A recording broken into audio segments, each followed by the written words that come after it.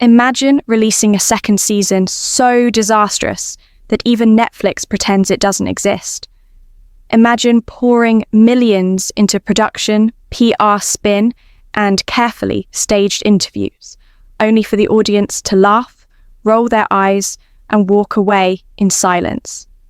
That's exactly what just happened to Meghan Markle with her so-called lifestyle documentary series, Love, Meghan. And the fallout is louder, uglier, and more humiliating than anyone expected. Because this isn't just about a bad show. It's about arrogance. It's about ignoring criticism. And it's about what happens when someone mistakes overexposure for relevance.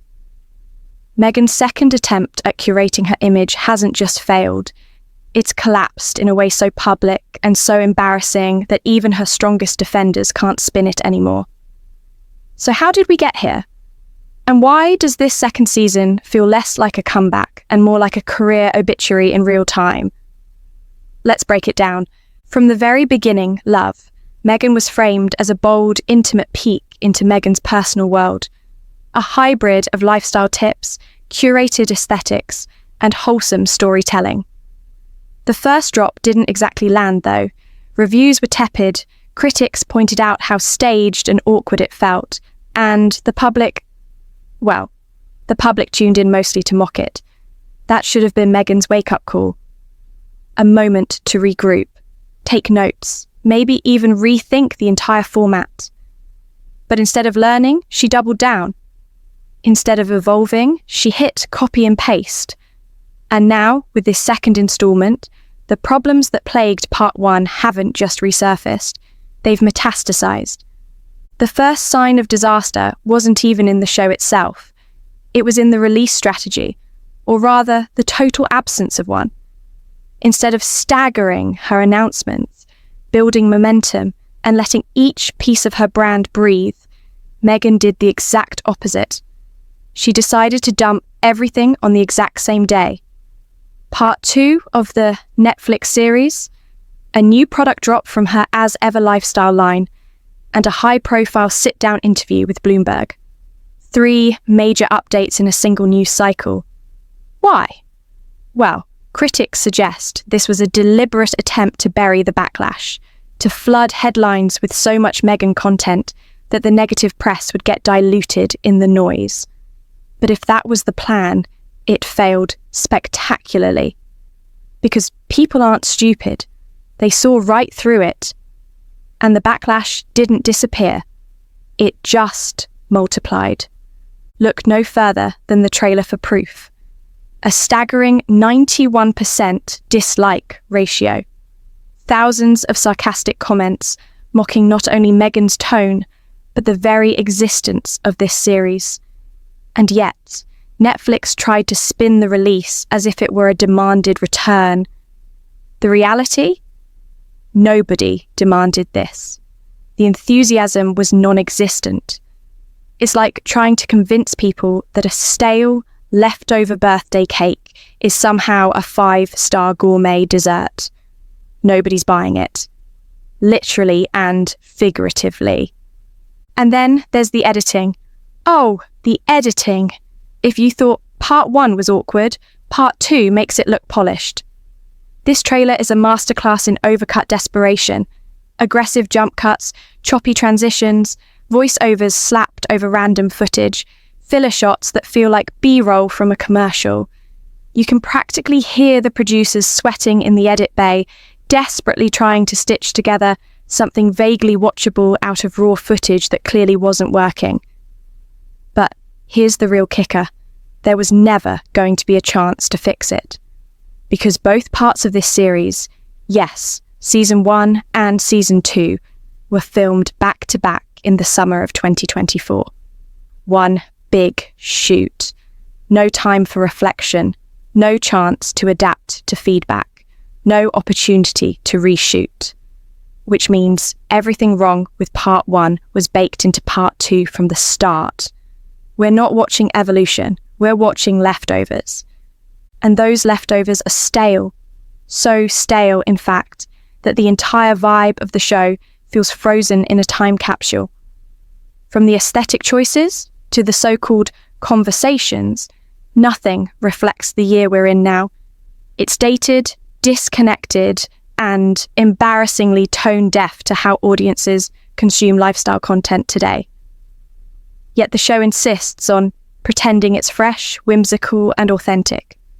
One line from Meghan herself, awkwardly spliced into the trailer, says, "I'm so glad you're here to teach me." On paper, it's harmless. In reality, it feels forced, scripted, and painfully artificial. It's not authenticity, it's performance. And the audience can smell it a mile away. Which brings us to the guest list. Successful lifestyle shows rely on charisma, relevance, or, at the very least, recognizable faces that viewers care about. Meghan's roster: a makeup artist, a childhood friend, and a few obscure industry insiders who barely register with casual viewers. These aren't stars. They're placeholders, filler. A roll call of names that might mean something in Meghan's personal circle, but mean nothing to the broader audience Netflix desperately hoped would tune in. And then, of course, there's Chrissy Teigen. That's the real head-scratcher.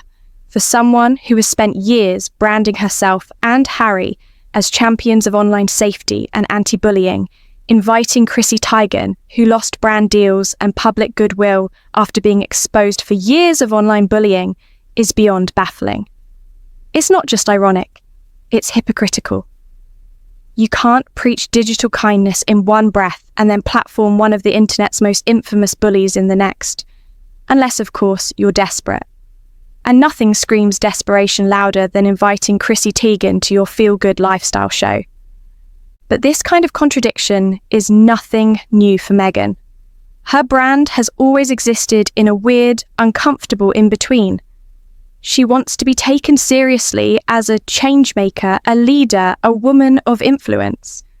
But at the same time, she leans into glossy aesthetics, curated content, and consumerist branding. And love, Meghan collapses under the weight of that contradiction. Is it supposed to be a heartfelt homemaker series? A PR reset? A vehicle to sell products? A platform for personal branding? It tries to be all of those things at once. And in doing so, it succeeds at none of them. The pacing only makes things worse. Conversations drag, following a manufactured rhythm that feels more like scripted beats than natural flow. There's no spontaneity, no spark, no sense of genuine curiosity. Meghan herself is at the center of this problem. Hosting is an art, and she simply doesn't have it. Every segment feels rehearsed, as if she's performing lines rather than engaging in dialogue. Even when she talks about food, the supposed heart of the series, it comes across as stiff, forced, and devoid of warmth. Instead of authenticity, we get artifice. Instead of intimacy, we get theatre. And then there's Harry, or rather, the conspicuous absence of Harry. His name pops up here and there, but his presence? Nowhere to be found. And while, sure, he doesn't need to be a reality star, it's impossible to ignore the contradiction. This show is marketed as a slice of home, a look into their shared life. Yet half of that household is missing. Viewers noticed, critics noticed, and it only deepens the disconnect between what the series pretends to be and what it actually delivers. It's like buying a couple's cookbook and discovering only one person ever steps foot in the kitchen. But the most damning thing about this rollout isn't even the show itself. It's the way it was packaged and hyped as some kind of cultural event, a moment, a must-see. But when the episodes dropped, the products launched, and the interview aired, the silence was deafening. Nothing sold out. Nothing trended. The public wasn't buying it, figuratively or literally. Meghan's product line, meant to ride the wave of this so-called cultural moment, flopped just as hard as the show. Her As Ever collection, once marketed as authentic and elegant, now sits unsold on shelves. No frenzy, no waitlist, just dust. She even claimed in her Bloomberg interview that they had scaled up inventory massively to meet demand. But the quiet launch only proved how little she understood the difference between viral curiosity and genuine consumer interest. People tuned in to critique, not to shop, and she mistook that for momentum. Even the wine rollout, touted as a victory, doesn't hold up under scrutiny. Reports claimed they sold 10,000 bottles in a day. Sounds impressive until you realise that's barely 800 cases. In the wine industry, that's pocket change. Boutique wineries move tens of thousands of cases annually without the backing of Netflix-level PR.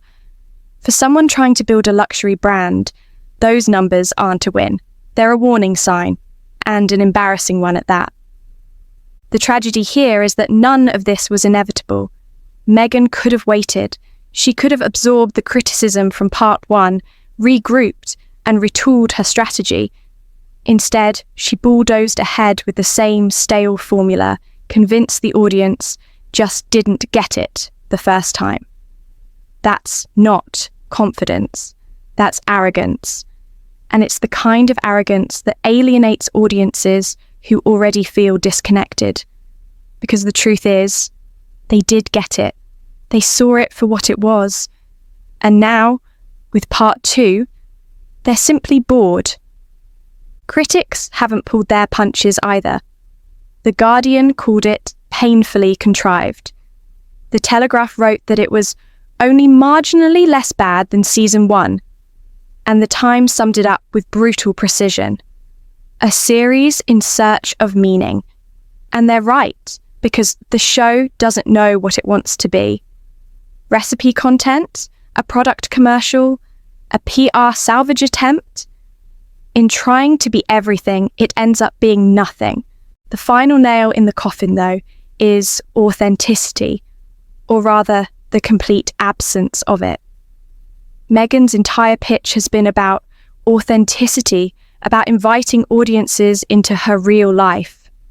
But none of it feels real. The set isn't her home. The food isn't hers. The interactions aren't genuine. Everything feels staged, packaged, and dressed up in artificial sincerity.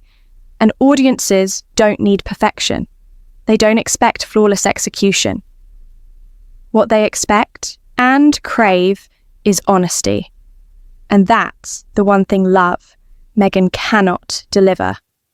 What's left is an unspoken tension, a creeping sense that this entire enterprise isn't about lifestyle at all. It's about survival. It's about Meghan proving to herself, to the public, and to the industry that she's still relevant, still marketable, still a force. But when every guest feels like a PR chess piece, when every word feels rehearsed, and when every scene screams calculation, the message doesn't land. Instead of rooting for her, people tune in out of morbid curiosity, not to be inspired, not to learn, but to see just how far the derailment will go. And that's the real danger, not hate, not criticism, indifference. Because when people stop caring enough to even mock your work, when silence follows your big comeback, that's when it's truly over. And judging by the lack of buzz following this second release, Meghan Markle might be closer to that edge than she realises.